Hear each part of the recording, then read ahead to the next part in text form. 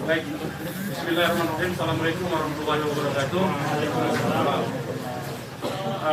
Pertama-tama kami DPP FPI mengucapkan innalillahi wa inna ilaihi rajiun atas wafatnya, atas syahidnya 6 orang laskar kami yang sedang dalam tugas pengawalan kepada pimpinan kami, yaitu Imam Besar Habib Rizik Syihab.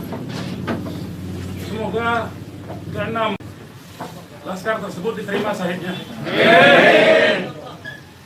Yang kedua, kami sampaikan alhamdulillah Imam Besar kami bersama keluarga dan cucunya alhamdulillah dalam keadaan sehat. Amin. Ya. Dan saat ini sedang dalam pemulihan sebetulnya. Jadi saya di samping kanan saya perkenalkan dulu adalah Kiai Haji Sobri Lubis, adalah Ketua Umum DPP FPI.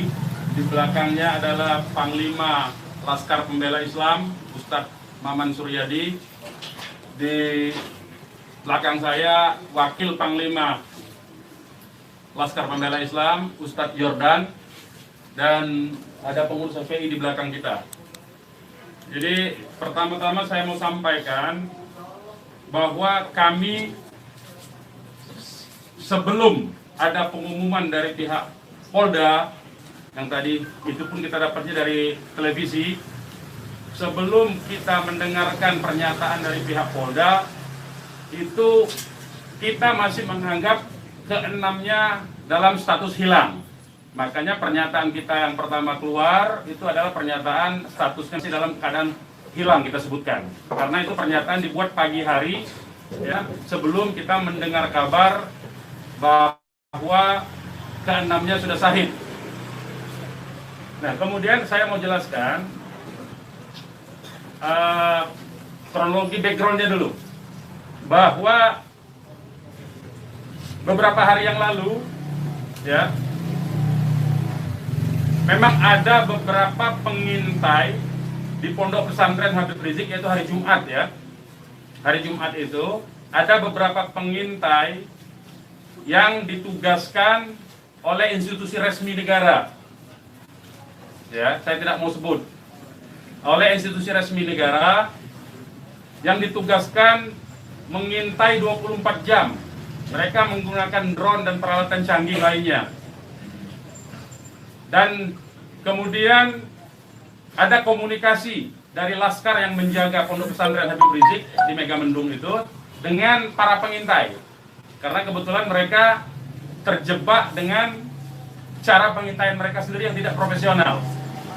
Ada komunikasi antara laskar penjaga markas Syariah Megamendung dengan para pengintai. Ya. Ada 3 orang yang berhasil dikomunikasikan dan kita mendapatkan semua data-datanya. Ya, data-datanya kita dapatkan semua, identitasnya kita dapatkan semua, dan ternyata pengintaian itu bukan cuma terjadi di Megamendung, di lokasi Pondok Pesantren Habib Rizik, tetapi juga di Petamburan sini. Posisinya di sebelah sana, ya, posisi para pengintai. Ada foto-fotonya kita dapatkan. Kemudian juga di Sentul yang sempat dilakukan aksi demonstrasi. Artinya yang saya mau sampaikan di sini, Habib Rizik sejak kepulangannya memang diintai 24 jam. Ada 30 orang. Masih di Sentul, 10 orang di Megamendung. Jadi kita sudah tahu sebetulnya. Ya, kita sudah tahu. Nah, setelah proses hari Jumat itu, beliau bersama keluarga meninggalkan tempat istirahat beliau, tempat pemulihan beliau yang tadinya di Megamendung, beliau pindah ke Sentul, ya, pindah ke Sentul. Kemudian Ahad, ya, malam, yaitu hari Minggu pukul 22.30, artinya lebih sekitar setengah 11-an, ya, setengah 11 sampai jam 11 malam. Beliau meninggalkan lokasi dari Sentul untuk menuju ke tempat pengajian keluarga. Pengajian keluarga inti. Saya mau sebutkan, pengajian subuh, ya. Pengajian subuh keluarga inti. Jadi tidak melibatkan pihak mana-mana pun juga. dengan 4 mobil keluarga. Di dalam mobil ada istri beliau, ada anak dan ada menantu. Artinya ada perempuan di dalam mobil itu. Dan ada cucu beliau. 2 orang masih bayi, 3 orang balita. Ya. Jadi di rombongan Habib Rizik itu ada balita, ada bayi dan masih belum 1 tahun dan ada balita. Itu yang saya mau tegaskan. Jadi ini adalah perjalanan keluarga biasa. Beliau mau melakukan pengajian keluarga saja, karena biasa pengajian subuh keluarga. Ya. Nah, di dalam perjalanannya lebih kurang pukul 12.30 artinya setengah 1 malam, rombongan beliau dengan dikawal. Beliau menggunakan keluarga menggunakan 4 kendaraan roda 4 dan dikawal oleh 4 mobil juga oleh laskar. Ya. Nah, di dalam perjalanan ada orang yang menguntit sejak dari keluarnya beliau dari Sentul itu. Ya. Terus dikuntit dan akhirnya para penguntit ini berusaha memotong entah apa tujuannya. Kita sebut karena kita tidak tahu apakah dia petugas resmi atau bukan, karena dia tidak berseragam, ya. Harus disebut tidak berseragam. Ini orang-orang tidak berseragam. Berusaha memotong rombongan, ya, dan menyetop kendaraan. Nah, para pengawal tentu saja bereaksi untuk melindungi, ya, untuk melindungi Imam Besar Habib Rizik Syihab. Itu reaksi normal, karena memang mereka bertugas untuk mengawal. Reaksi normal. Yang patut diberitahukan kepada teman-teman pers semua bahwa fitnah besar kalau laskar kita disebut membawa senjata api dan tembak menembak. Fitnah itu. Laskar kami tidak pernah dibekali dengan senjata api. Kami terbiasa tangan kosong. Kami bukan pengecut. Jadi fitnah. Dan ini fitnah luar biasa, pemutarbalikan fakta dengan menyebutkan bahwa laskar yang lebih dahulu menyerang dan melakukan penembakan. Kalau betul itu coba dicek senjata apinya, nomor register senjata apinya, pelurunya itu semua tercatat. Cek saja, silakan dicek. Pasti bukan punya kami, karena kami tidak punya akses terhadap senjata api dan tidak mungkin membeli dari pasar gelap. Ya, jadi bohong sama sekali. Apalagi di FPI, di kartu anggota FPI dan kartu anggota LPI disebutkan bahwa setiap anggota FPI dilarang membawa senjata tajam, senjata api, bahkan dan bahan peledak. Itu dilarang di kartu anggota kita punya. Ya. Nah, jadi upaya-upaya memfitnah, memutarbalikkan fakta hentikanlah. Ya. Hentikanlah.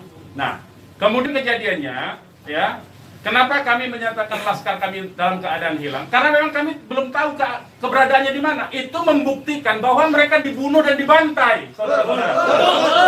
Ya. Kalau sejak awal tembak menembak itu berarti dia tewasnya di tempat dong.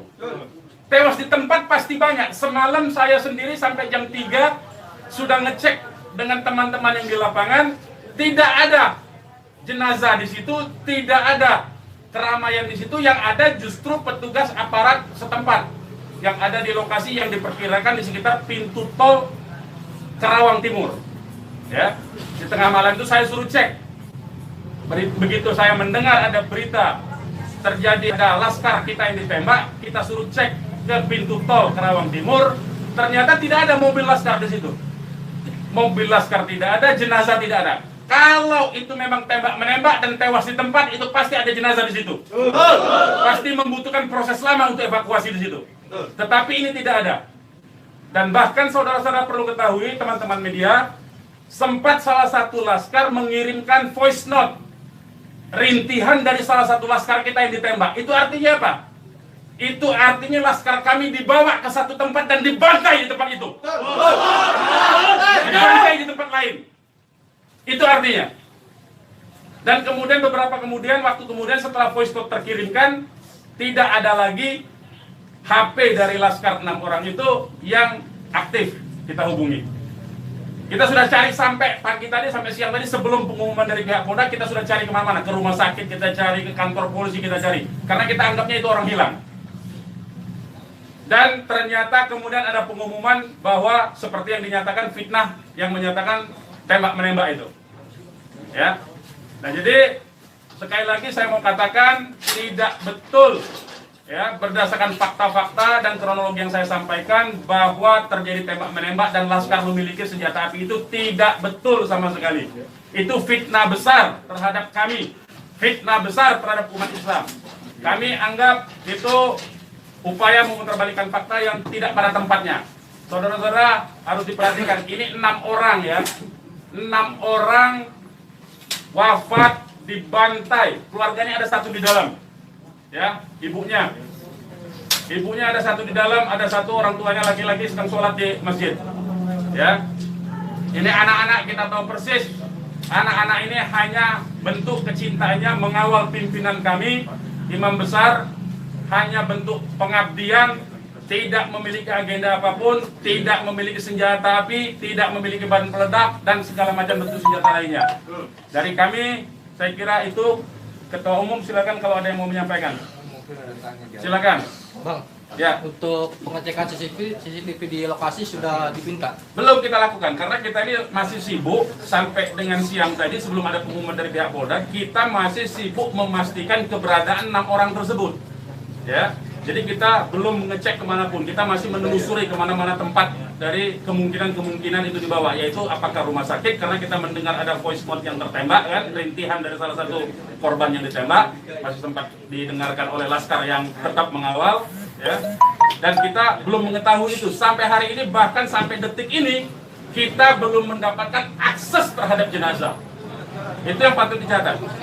Kita tahu bahwa mereka 6 orang Laskar ini yang syahid ini adalah wafat, baru tahu dari pengumuman, ya, dari pihak kepolisian. Jadi itu yang perlu saya sampaikan. Tapi posisi 6 ini gimana sekarang Bang, udah diketahui? Sampai hari ini saya belum tahu, kita belum mendapatkan informasi. Ini menunjukkan bahwa bukti konkret bahwa jenazah ini dalam kontrol dan kendali penuh, artinya kan. Kalau memang itu tembak-menembak biasa, tentu itu ada di masyarakat lain. Tentu masyarakat sudah sibuk, sudah ramai di situ. Ini sampai sekarang ini kami tidak mendapatkan akses di mana keberadaan jenazahnya, ya, kondisi lukanya di mana tembak-menembak, berapa lubang pelurunya, kami tidak tahu. Hanya satu-satunya sumber informasi, baru bahwa dinyatakan bahwa tewas. Ya. Bang, untuk yang 4 orang Bang, penjelasan yang Bapak